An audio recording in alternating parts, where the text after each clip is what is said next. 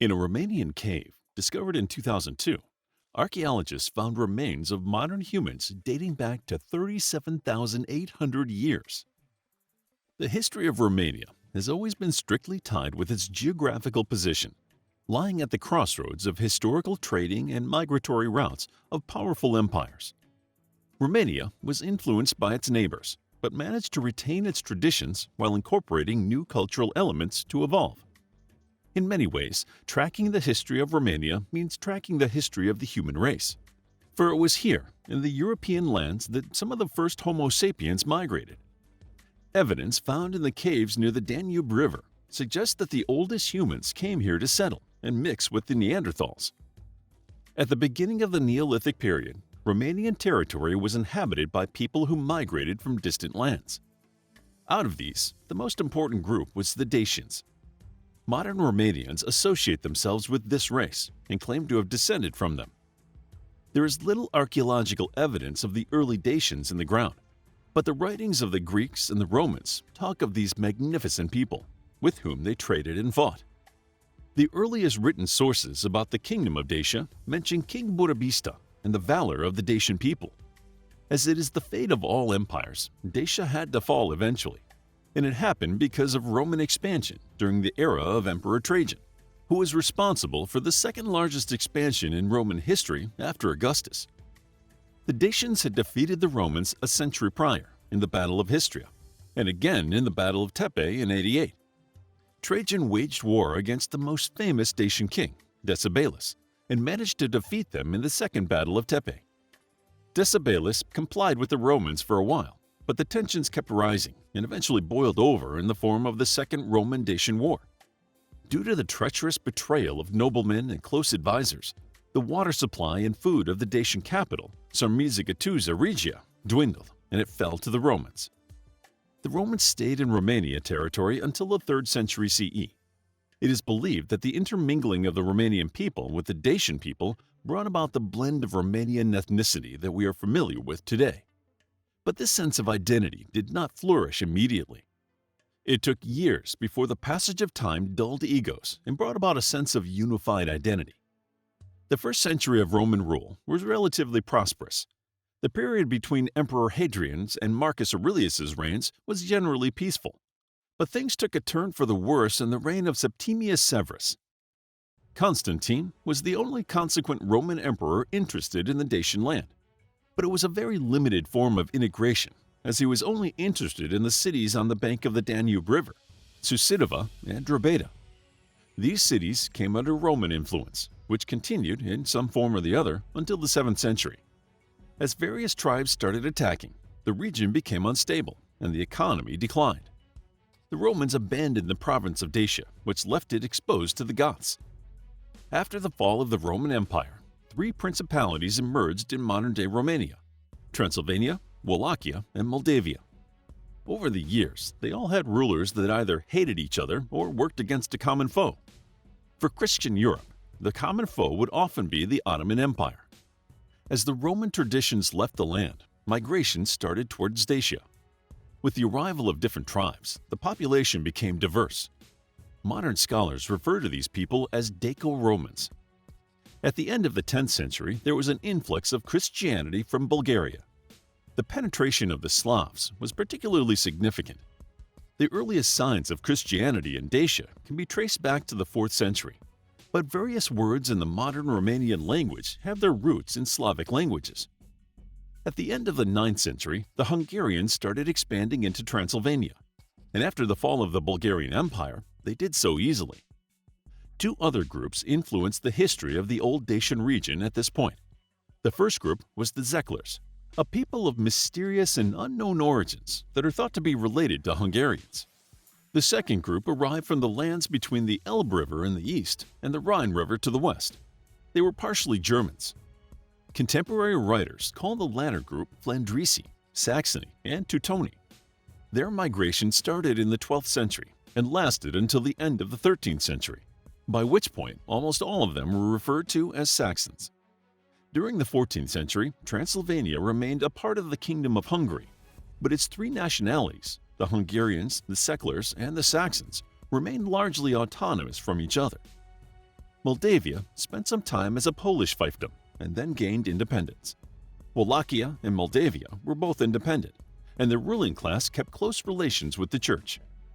As a land caught between the East and West, Romania's close alignment with Eastern Orthodoxy played a vital role in establishing the national identity of Romanians.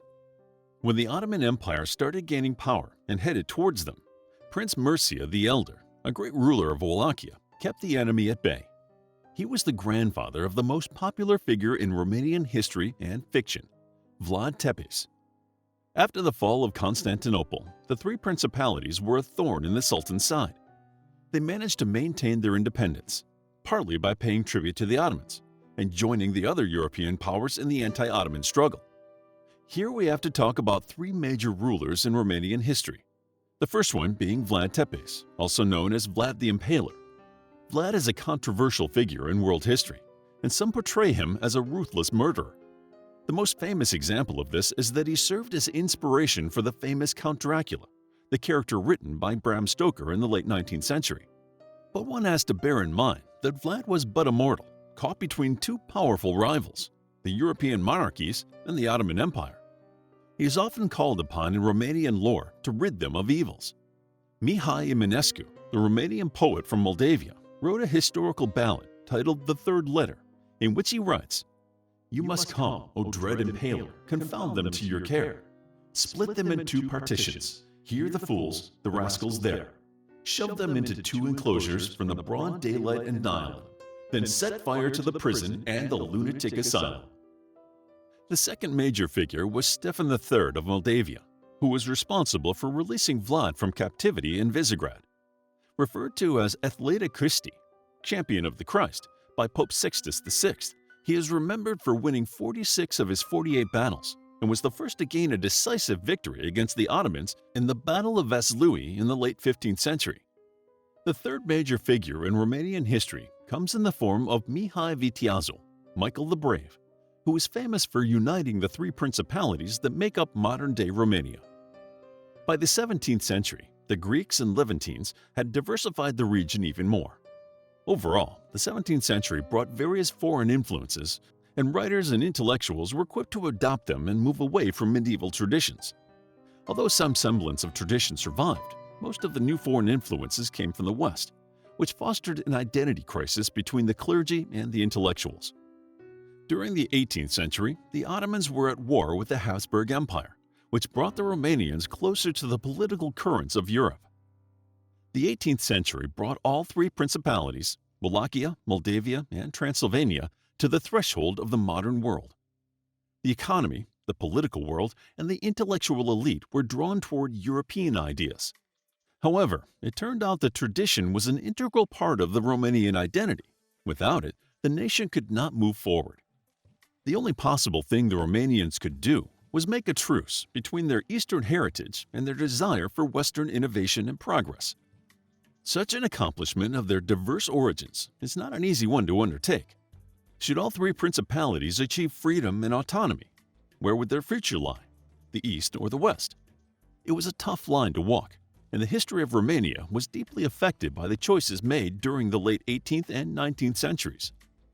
During the Russo-Turkish War, Catherine II, commonly known as Catherine the Great, planned the restoration of the Byzantine Empire and the union of Wallachia and Moldavia into the Kingdom of Dacia. The kingdom would potentially serve as a buffer zone between her empire and the Austro-Hungarian and Ottoman empires. Other nations, including France and Britain, also showed interest in the territories.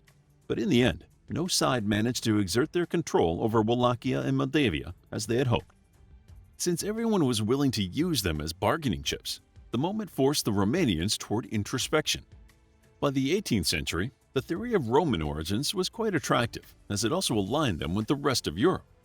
The ethnic consciousness flourished, and at its heart, there was the recognition that Romanians were European people. The intellectuals in Transylvania were experiencing a somewhat similar sentiment. They maintained Eastern Orthodoxy in some forms of their religious expression, but culturally, they were oriented towards Europe, supporting the radical ideas of the Enlightenment. Between the indecision and to some extent the failure of the larger powers surrounding them, the Romanians started to rally together. Under the rule of Alexandru Ian Cuza, who would later abdicate, Wallachia and Moldavia came together. Carol I of the Hohenzollern-Sigmaringen family took the throne next, and Romania was officially established under him. The royal family became a fundamental part of Romania's history, shaping its politics and social constructions. In the 20th century, Romania experienced the horrors of the two world wars, just like every other European nation. Romania paid a heavy price in its constant efforts to gain Transylvania. In this region, Romanians represented the majority of the population, but had no political or civil rights. They suffered many casualties, endured occupation, and changed sides just to integrate Transylvania, Bessarabia, and Bukovina. At the end of the Second World War, Romania was occupied by the Soviet Communist regime and had two choices: adapt or disappear. As part of the Eastern Bloc, Romania could not escape its fate, but did its best to preserve its independence. However, giving power to a dictator, Nicolae Ceausescu, proved a mistake. For 45 years, Romanians were influenced by his efforts and eventually overthrew him. After some turbulent years, Romania began recovering its economic prowess in the late 20th century. In the early 1990s, it had started taking its first steps toward entering European Union, but it took 17 years before it could officially become a member. It is important to note that Romania has a rich history and culture. In this modern attempt to summarize this lengthy topic, we have made the necessary concessions. Modern-day Romania has witnessed the strokes of so many historical movements. It is impossible to tie all of them neatly. For Romania, it might be impossible to shed the weight of the past, but the future still roams around the corner, full of promise. Who knows what it holds? To learn more about the history of Romania, check out our book, History of Romania, a captivating guide to Romanian history, including events such as the First Roman-Dacian War, raids of Vlad III Dracula against the Ottoman Empire, the Great War, and World War II. It's available as an ebook, paperback, and audiobook. Also, grab your free mythology bundle ebook while they're still available. All links are in the description. If you enjoyed the video, please hit the like button and subscribe for more videos like this.